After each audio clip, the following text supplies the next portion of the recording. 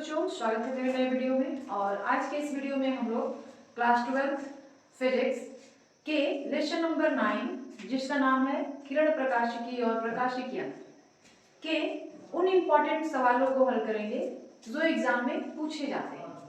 ठीक है, तो चलिए स्टार्ट करते हैं। सबसे पहले सवाल को हल करने के लिए फॉर्मूले की जरूरत पड़ती है।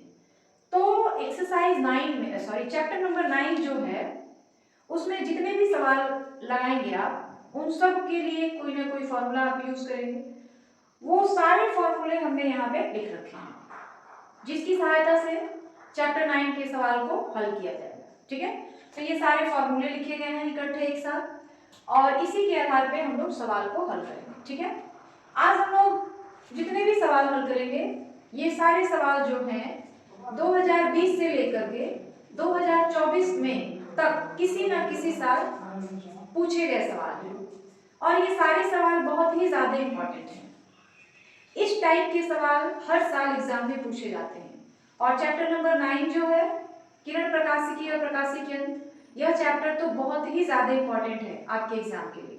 इससे डेरिवेशन भी बहुत ज्यादा आते हैं और न्यूमेरिकल प्रॉब्लम्स भी बहुत ज्यादा पूछे जाते हैं, इसलिए इस चैप्टर को काफी अच्छे तरीके से हल करना पड़ेगा। ठीक है, तो चलिए स्टार्ट करते हैं। पहला सवाल है, एक अवतल लेंस के प्रत्येक पृष्ठ की वक्रता त्रिज्या 30 सेंटीमीटर तथा अपवर्तनांक 1.5 है, इसकी फोकस दूरी ज्ञात करें। अवतल पृष्ठ है तो अवतल पृष्ठ के लिए R1 अगर हम माइनस में लेते हैं तो R2 जो होगा प्लस में लेंगे और अगर हम R1 को प्लस में लेते हैं तो जो R2 होगा R1 को अगर हम माइनस में ले रहे तो R2 प्लस में लेंगे और R1 को प्लस में लेंगे तो R2 माइनस को लेंगे। और इसके लिए फॉर्मूला कौन सा यूज किया जाएगा, तो देखिए फॉर्मूला हम ये वाला यूज करेंगे 1/f = n - 1/1/R1 - 1/R2। ठीक है, तो चलिए स्टार्ट करते हैं। पहले आंसर दिया है R1 = वक्रता त्रिज्या 30 सेंटीमीटर, अगर माइनस लिया हमने तो R2 हमको लेना पड़ेगा प्लस 30। ठीक है, म्यू या n आप कह सकते हैं जिसको हम लोग अपवर्तनांक बोलते हैं 1.5 है। ठीक है, तो अब हम लोग फॉर्मूला निकालेंगे 1/f = n - 1/R1 - 1/R2। ठीक, n का मान क्या रखा जाएगा 1.5 - 1/30 -30 है तो ये माइनस हो जाएगा -1/30। ठीक है, और यह सवाल जो है ना बेटा, ये सवाल पूछा गया है 2023 में RU सेट में पूछा गया है और ये फिर हो जाएगा 0.5 × -2/30 काट देंगे तो ये आ जाएगा 1/15, तो ये आ गया 0.5 × -1/15। ठीक है, 0.5 पॉइंट ला दीजिए तो आ जाएगा 10 × -1/15, 5 से काट दीजिए तो आ जाएगा -1/30, यानी 1/f = हो गया -1/30, तो f की वैल्यू कितनी आ जाएगी -30 सेंटीमीटर। आगे बात समझ में? तो इसमें जितने भी सवाल बनते हैं ना वो सारे फॉर्मूला बेस्ड होते हैं। बस आप ये जान जाए कि कौन सा फॉर्मूला लगेगा, क्या क्या चीज दिया गया है और किस चीज के बारे में पूछा जा रहा है, फॉर्मूला यूज करिए, सवाल अपने आप लग जाते हैं। ठीक है, तो ये हमारा पहला सवाल जो है कंप्लीट हो गया और यह सवाल जो है 2023 में 3 नंबर में पूछा गया है। ठीक है, तो ये बात समझ आ गई है, ये सवाल समझ आ गया है। आगे बढ़ा जाए, अब हम लोग सवाल नंबर 2 हल करेंगे और यह सवाल 2024 के FW सेट में पूछा गया है। यह सवाल जो है 2 नंबर में पूछा गया है। ठीक है, और काफी बहुत ही इजी सवाल है। सवाल है √3 अपवर्तनांक वाले माध्यम में अपवर्तन कोण ज्ञात करें जबकि आपतन कोण 60 डिग्री है। आपतन कोण को हम लोग दिखाते हैं किससे, I से। I = 60 डिग्री दिया हुआ है और अपवर्तनांक 3 दिया हुआ है, यानी n का मान √3 दे दिया है। अपवर्तन कोण r का मान आपको निकालना है, तो n बराबर श्रेणी का नियम होता है ना sin I / sin r।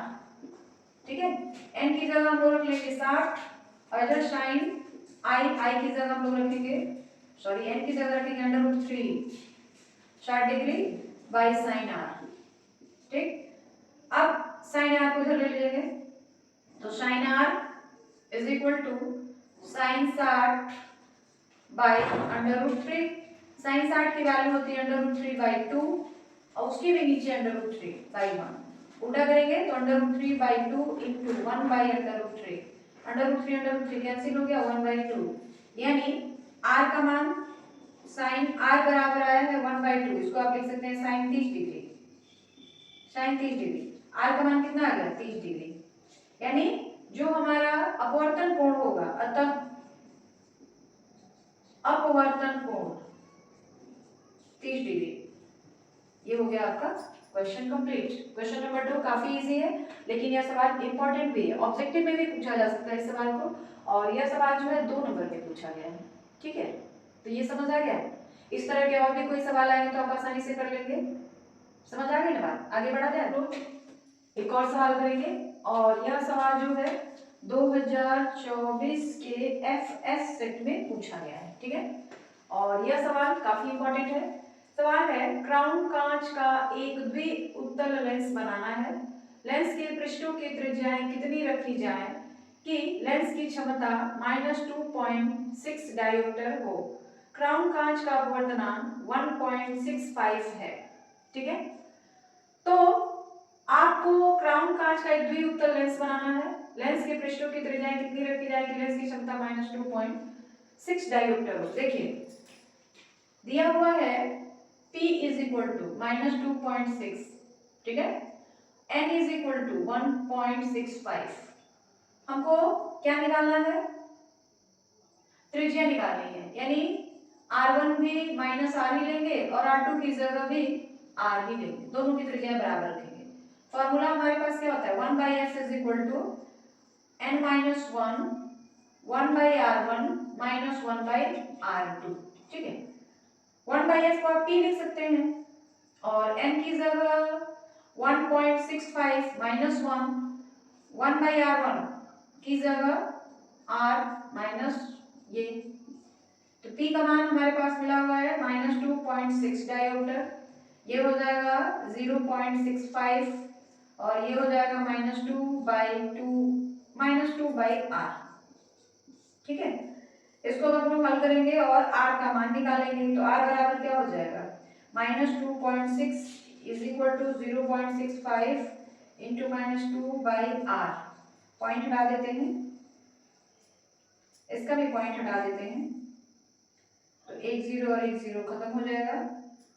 2 से ये 5 बार में कट जाएगा, फिर 5 से ये 13 बार में कट जाएगा।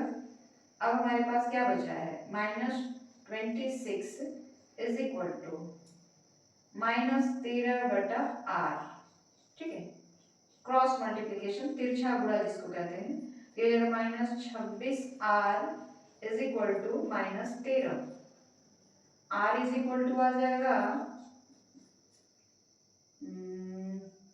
-13 बटा में -26, माइनस कैंसिल 1/2। 1/2 का मतलब हो गया 0.5 मीटर, क्योंकि लेंस की क्षमता तो मीटर में है, तो 0.5 मीटर आया है। अब इसको सेंटीमीटर में करना पड़ेगा, तो 0.5 इंटू 100। पॉइंट हटा दीजिए इसका, 1 0 0 कैंसिल, यानी 50 सेंटीमीटर। लेंस की जो फोकस दूरी है वो कितनी वक्रता त्रिज्या कितनी हो जाएगी 50 सेंटीमीटर। तो इस तरह के सवाल पूछे जाते हैं एग्जाम में, और ये जो सवाल है काफी इंपॉर्टेंट है। ठीक है, तो इस तरह के जितने भी सवाल होंगे आप कर लेंगे आसानी से। चला जाए आगे, एक तीसरा सवाल करेंगे, और सवाल है ए प्रिज्म कोण वाले प्रिज्म के पदार्थ का अपवर्तनांक cosec a/2 है, इसका न्यूनतम विचलन कोण ज्ञात करें। ठीक है, देखिए प्रिज्म का कोण a है और उसका अपवर्तनांक cosec a/2 है, तो इसका न्यूनतम विचलन कोण ज्ञात करना है। ठीक है, तो इसको कैसे हल करेंगे? प्रिज्म के लिए होता है अपवर्तनांक is equal to sin delta m plus a, sin delta m plus a by 2 by sin a/2, ये होता है फॉर्मूला। ठीक है, n का मान दिया हुआ है cosec a by 2, तो हम लोग यहाँ पे cosec a by 2 रख लेते हैं। इधर sin delta m plus a by 2, और sin a by 2 को आप लिख सकते हैं cosec a by 2। ठीक है, cosec a by 2 cosec a by 2 cancel हो गया। अब हमारे पास क्या बचा, sin delta m plus a by 2 is equal to 1। इधर तो कुछ भी नहीं बचा, 1 बच गया।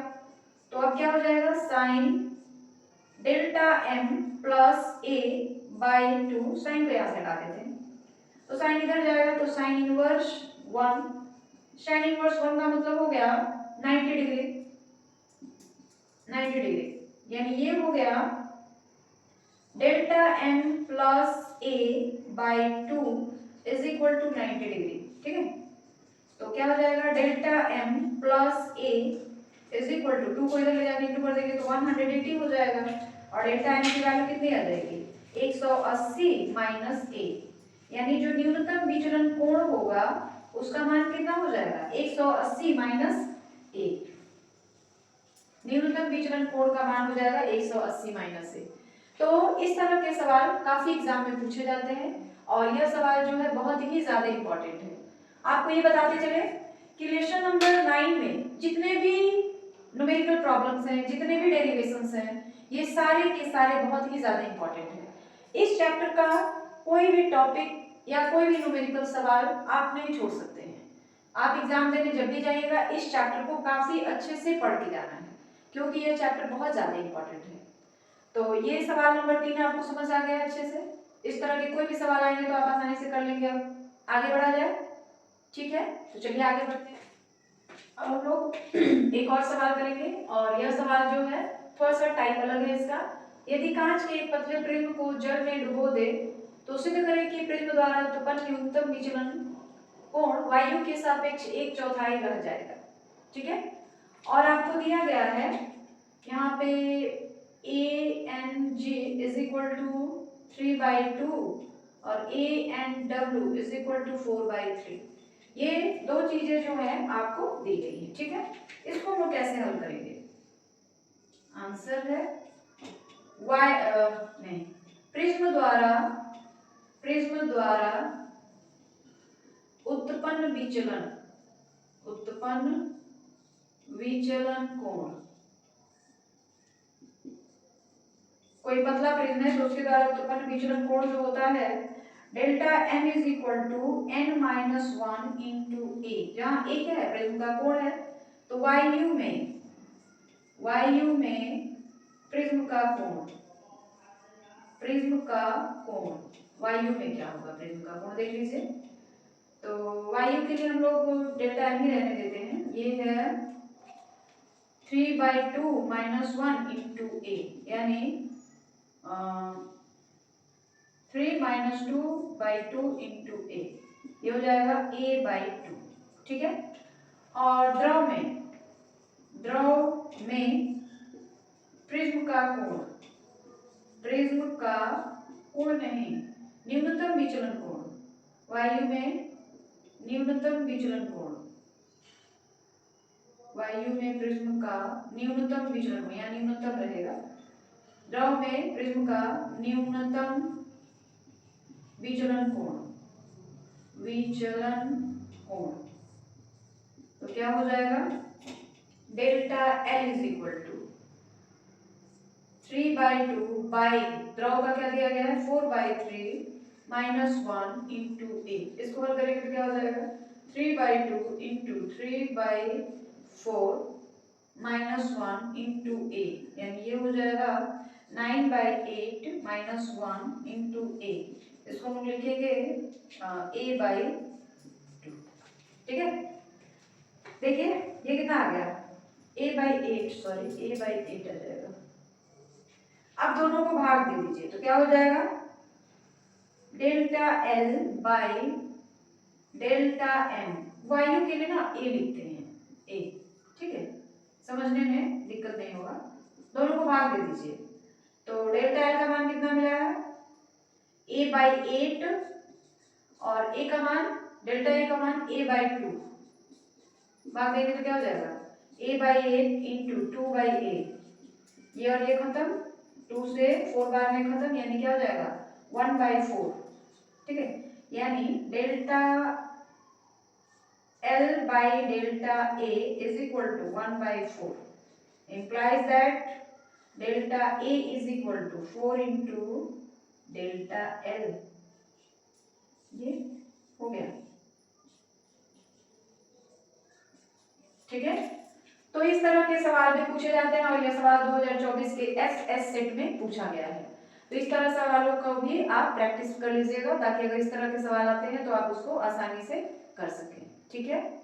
तो ये सवाल समझ आ गया आपको। आगे बढ़ा जाए, हम लोग एक और सवाल करेंगे और यह सवाल जो है 2022 में GA सेट में पूछा गया है और यह सवाल भी काफी इंपॉर्टेंट है और 5 नंबर में पूछा गया है, ठीक है। तो चलिए देखते हैं सवाल क्या है। किसी प्रिज्म का अपवर्तक कोण A तथा अपवर्तनांक cot A/2 है, न्यूनतम विचलन कोण का मान ज्ञात करें, ठीक है। तो सबसे पहले हम लोग लिखेंगे दिया है,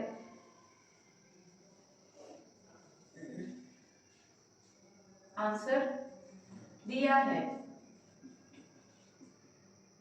दिया है प्रिज्म का कोण, प्रिज्म का कोण क्या है A है, ठीक है। और अपवर्तनांक यानी n का मान cot A/2 है और डेल्टा n का मान आपको निकालना है, ठीक है।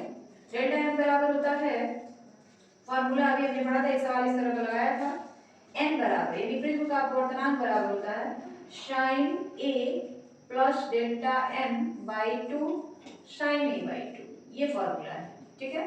अपवर्तनांक हमको दे दिया है cot A/2, तो यहाँ पे हम लिखेंगे cot A/2 और इधर sin A plus delta m/2 और नीचे आ जाएगा sin A/2, ठीक है।